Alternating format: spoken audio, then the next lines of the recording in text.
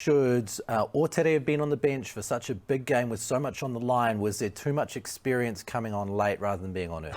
Well, let's be honest, Oatesy was on there pretty early. Yeah. Like with Tanialu Talia's, I don't know what happened there. I know the Blues management aren't overly happy with the HRA situation because he was winded. They felt, but the matchday doctor pulled him off. So I think they're asking a few questions like this. So Oatesy would pretty much started, so that's null and void, that sort of discussion. But I feel like, let's talk about the game. Like the Blues, again, so Highlanders, 28 defenders beaten, 4 tries, and creating a hell of a lot of opportunities. Jared Cowley, line break, Caleb Clark, massive amount of line breaks, but just not finishing those opportunities, creating a hell of a lot of opportunities. Same yesterday. I think 9 entries into the 22, came away with 6 points. So 7 times of those entries, not scoring those tries. 23 defenders beaten yesterday's, 9 line breaks. So again, opportunities created. When there were those struggles where you guys on that run of not beating, New Zealand Super Rugby teams, you were always only losing by less than 7. It was always, you had a line out at the end and you didn't quite get over the line, or it was always on. And I feel like it kind of, while the team's playing better, it's still a similar situation. No, I feel like it's different because if you look at last year, like we were doing a lot better than that, and it sort of continued on, and you can't sort of put us in that bracket. Like I feel like if anything of those close losses, probably the Hurricanes are in that bracket at the moment. Like they're losing games. And they're losing in that close bracket. That's where we were at. Like you get so close and you lose within 7 all the time. That's all, frustrating. Whereas, we lost 29-6. Like that's not a close loss. No. Like we weren't clinical enough to get close. So it's not really the same bracket. Yeah. But the finishing, the Blues are probably creating more opportunities than, like if we go back to those times, the score was probably 15-14. And we were creating no opportunity. If this makes sense, it's totally different. I just don't. It's not the. It's not the same. It's not the same. It just we're a much better team. Outfit. We just haven't been clinical enough and accurate enough. So 17 turnovers is just too high. To win games of football. Yeah, and I think for us it was more so we talked about it, we didn't have many opportunities, but we were clinical enough to get the points when we needed them. Like if you look, then we made it.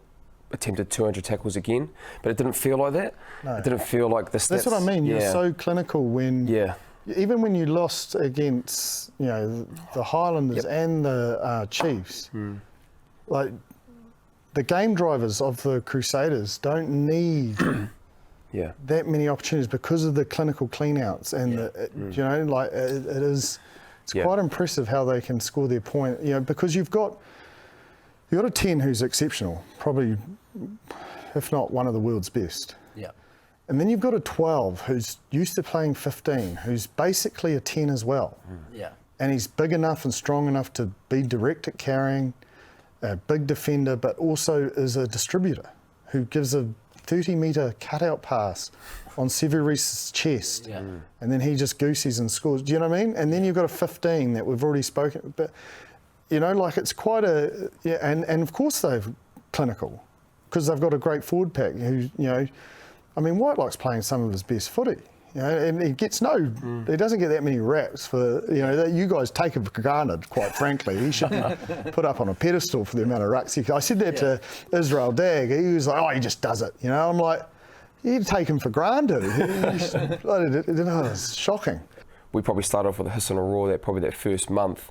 And then the teams all got better. We went away and probably didn't get things right where we wanted to be. And again, we weren't perfect on the weekend, but our intent was probably a lot better. We had a massive focus on that being in the week. Probably felt we talked around it a lot around our breakdown. And I thought that was a lot better. So those times that we did it, we were clinical enough. It was really that quick tempo, like we've talked around with the Chiefs. when they play at high tempo, that's what we want to be playing at. So, look, it wasn't perfect, but I think for us it's a step moving forward, especially when we do play the Chiefs, who are great around the breakdown. It's a move in the right direction. I know you can't give too much away, but I felt like your kicking game was more contestable yesterday. Yep. Is that because George Bridge is back, or is it just an adjustment? So he's obviously really great at getting 50-50 balls back. Yeah. But I thought Sever was good as well. Yeah. And Will Jordan and Richie. Yeah. But it just seemed like it was you kicked the same amount, but it just seemed a little bit more contestable and effective. Yeah, I think so. I think we had a bit of balance. I think the kind of, when we played against teams, when we were kicking it long, they were good kicks. They were putting them quite deep into their half, but teams were holding onto the ball.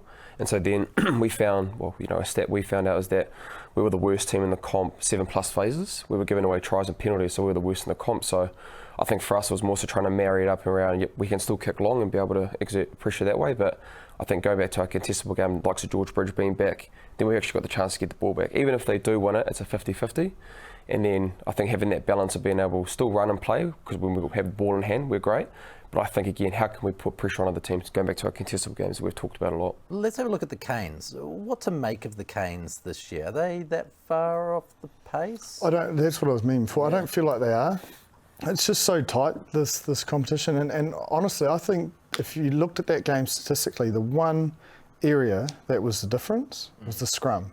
So the Chiefs used the scrum to get themselves out of trouble exit-wise. They'd march for a penalty, and then they'd maybe have a counter-attack down the short side. And then it obviously came to a point where as soon as there was that penalty and they went for the scrum, you knew they were going to scrum for a penalty, and they were in trouble. And I genuinely think that was the area that was the difference. And then one other part I felt, and I don't know, I'd like to hear what you think, is the kicking duel. Both teams kicked a high amount. I think the Hurricanes kicked 36 and the Chiefs 30.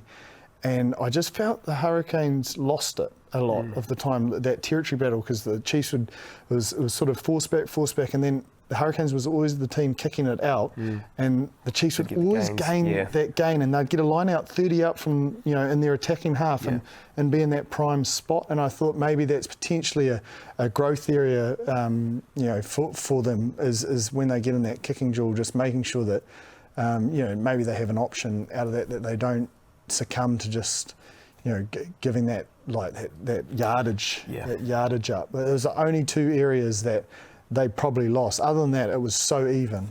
And they probably had dominance early, and the Chiefs were patient enough. And I felt like it was winning that kicking duel early that got them back in the game. And then late, Sean Stevenson put a big one back over the head of the Hurricanes, and then they kicked it out, and that led to a line-out which was wobbly towards the end, but it actually ended up in them getting that penalty up and around that halfway. The Canes, where do they go from here? Like, how would you take a season like this? Well, it's very similar to what the Chiefs had last year, isn't it? So I think they're there or thereabouts. It's unfortunately, it's a very similar situation to the Chiefs. They're losing those games just by, 7 points. It could be a lot different. They could be very similar to what the Chiefs had this year. So I don't think that's really have to alarm bells. I think the fact that they'll go back, they've still got the Trans-Tasman again as well. Their attack shape and the defence, we've talked about a lot their defence. They put teams under a lot of pressure due to their line speed pressure. So Corey Jane, we harping on around that during the Trans-Tasman when they have the opportunities to play in that game. And their attack shape, they've got great variety in their attack that we've talked about a lot. So I think for the obviously Aotearoa, the margins are so small, very similar to what the Chiefs had last year. They lost games and they didn't win, but it only takes one game and it takes just that little bit of time together, then you'll be able to get that back. So I think for the Trans-Tasman moving forward, there's a lot for them to play for. Very similar to the Blues. Obviously the final set in stone is going to be the Chiefs versus the Crusaders, but that Trans-Tasman is another competition where silverware is up for grabs. So they'll take a lot of learnings, and I don't think they're that far away. They've got some core leaders there that are so strong and a lot to build on, and then they've blooded a few players like Luke Campbell, for example. I think he's starting to play really well. This experience he'll be better for, and whether TJ comes back or not, if he does, that'll be great for his growth as well. But if he doesn't, he's starting to come of own. There's a couple of good players. They've played well, like against the Crusaders, and just lost. They've played well against the Chiefs. They've strung a lot of good stuff together. It literally was, I feel like the scrum and that kicking duel was the only difference.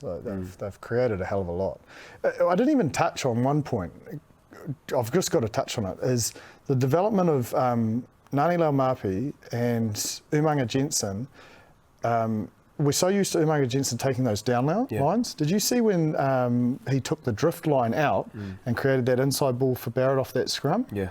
I think that's just a little growth, because we're so used to seeing him do that unders line, and he just drifted on that defence, and because we're so used to Laumapi, you have to stay on him because if he carries, and so he stayed square on his defender, and Umaga Jensen drifted, so his defender drifted with him, and it created that perfect gap.